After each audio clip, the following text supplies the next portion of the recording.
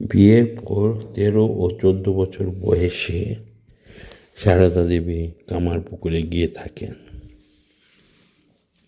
শ্রীরামকৃষ্ণ তখন দক্ষিণেশ্বরের সাধনায় মগ্ন।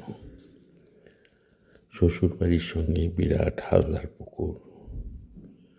চট্টোপাধ্যায় পরিবার সহ সমস্ত গ্রামের মানুষেরই প্রয়োজন মেটায় ওই পুকুরের জল।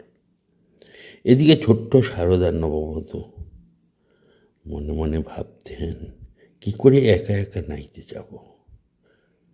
চিন্তা করতে করতেই দেখতে পেতেন 8টি মেয়ে কোথা থেকে যেন উপস্থিত হলেন। সীমাও তাদের সঙ্গে রাস্তায় নেমে পড়তেন। মেয়েগুলোর মধ্যে 4 জন তার আগে, 4 জন তার পিছনে চলতেন, আর ভয় করত না তার।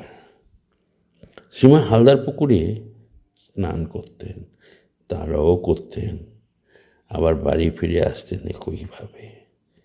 সীমা যতদিন কামার পুকুরে ছিলেন ততদিনই ওই রকম হতো। তিনি ভাবতেন, মেয়েগুলো কারা, স্নানের সময় রোজই আসে।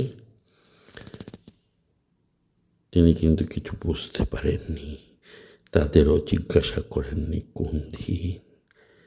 কামার পুকুরে একাকী থাকাকালীন পড়াশোনা করার চেষ্টা করতেন। তিনি নিজে বলেছিলেন, কামার পুকুরের লক্ষ্মী শ্রীরামকৃষ্ণের ভাইজি, আর আমি বর্ণ পরিচয়। একটু একটু পড়তুম।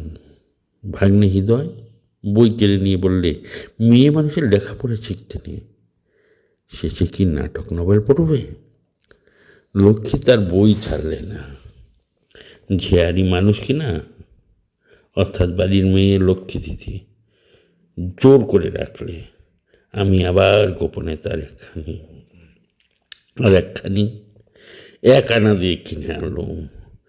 লক্ষ্মী গিয়ে পাঠশালায় পড়ে আসতো, সে এসে আবার আমায় পড়াতো। ভালো করে শিখা হয় দক্ষিণেশ্বরে। তখন চিকিৎসার জন্য শ্যামপুকুরে একাটি আছি। ভব মুখার্জীদের একটা মেয়ে আসতো নাইতে। সে মধ্যে মধ্যে অনেকক্ষণ আমার কাছে থাকতো। সে রোজ নাইবার সময় পাত দিত আর নিত।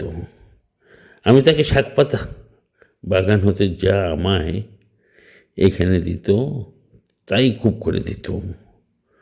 পরবর্তীকালে মা রামায়ণ ইত্যাদি গ্রন্থ বেশ পড়তে পারতেন, কিন্তু লিখতে বেশি পারতেন না।